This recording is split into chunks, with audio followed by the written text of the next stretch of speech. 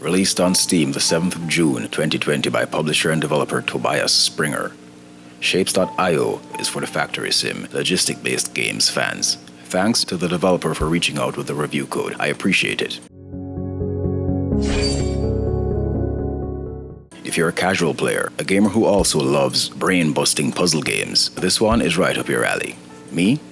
I'm not really into factory simulators, and while I had good times with games like Peggle, Tetris, Bust-A-Move, and so on, I'm not going to pretend like this is one of my favorite genres. But hey, my company's slogan is always evolving, always creating, and literally, those words are my gospel. So there's no way, when I woke up to the key for this in my inbox, was I going to decline. I'm always up for something new.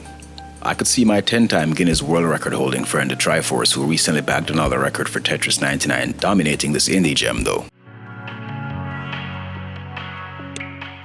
Shapes.io is a factory sim that has you producing various shapes, sending them off on a conveyor belt and reaping the rewards. That's the simple version, and it deceives you with its initial simplistic presentation, but half hour in, maybe less, you'll quickly realize this modest-looking app is really a beast.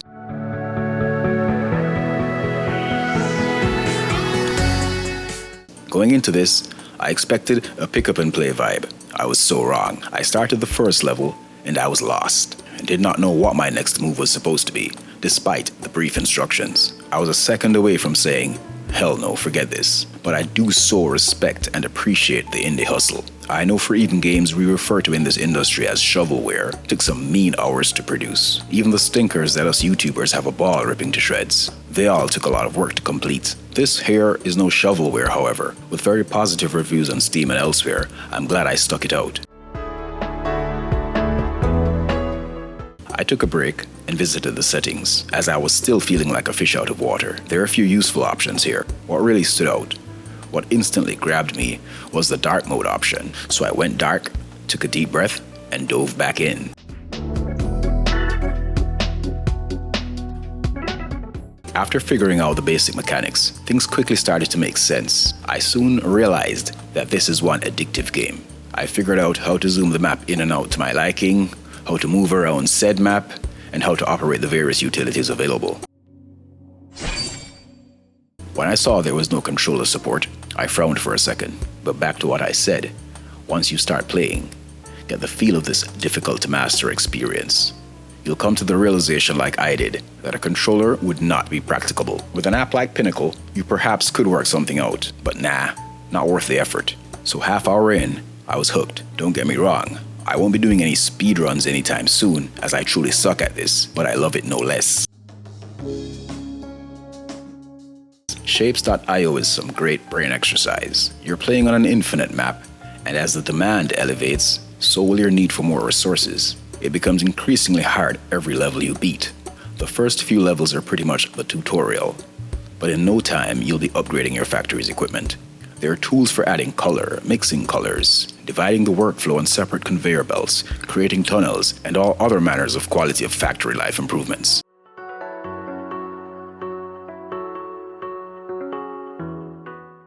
Here's one noticeable thing about Shapes.io, and although no game's for everyone, this stood out as a major reason even fans of the puzzle genre may not love this game. I know it's better categorized as a simulation, but it feels like a puzzle game in its own right personally, and the thing I noticed was the extremely slow pace. I know a more proficient player could get through these levels a lot faster than I ever could, but even so, whether you like it or not, this game requires patience. No, it's real casual, mind you, no rush, no fuss, and through my playtime, I never once saw a timer, which is great, as I have no idea how I would have coped. But yeah, a pro or not, this game is going to test your patience. If you strategize well enough, you'll figure out more efficient ways of ramping up production, which is the main part of the fun. But getting to that comfort zone may prove a greater feat for some, like myself.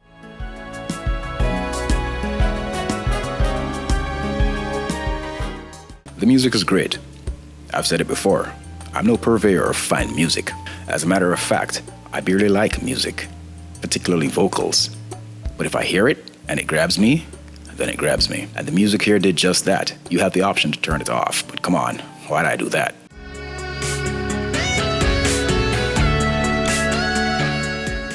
I've alluded to the fact several times during this minute review that this isn't my bag, not my cup of tea, but that proves how good this game is. When I solve a problem in this virtual factory, I feel like Leo in Titanic. The feeling of accomplishment I get is, well, let me say unexpected, to put it lightly. Shapes.io. Basic in premise, complex in execution, highly methodical in nature.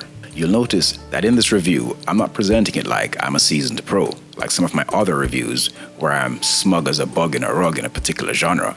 I'm basically giving this to you as a noob. This does serve its purpose though, as I'm certain I'm not the only one out there who'd be on the fence about a game like this. Take my advice though. Hop on over that proverbial fence and give this little bad boy a go. I like it, and you may very well fall in love with it.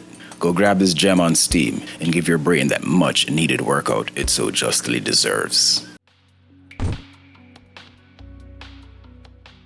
AAA games are all well and good, but many times, should you seek a truly unique experience, one off the beaten path, then the indie scene is where you want to be. Show your support for independent game developers. Most, if not all, indie games are priced relatively low. Some are even free with the option to donate, so there's really no reason to pass. Thank you for watching. If you like my content, feel free to like, share, comment, subscribe, and hit the notification bell if I pissed you off for some reason. Then we all know where to find the various hate buttons, don't we? Either way, I won't hold it against you. Our game is never over.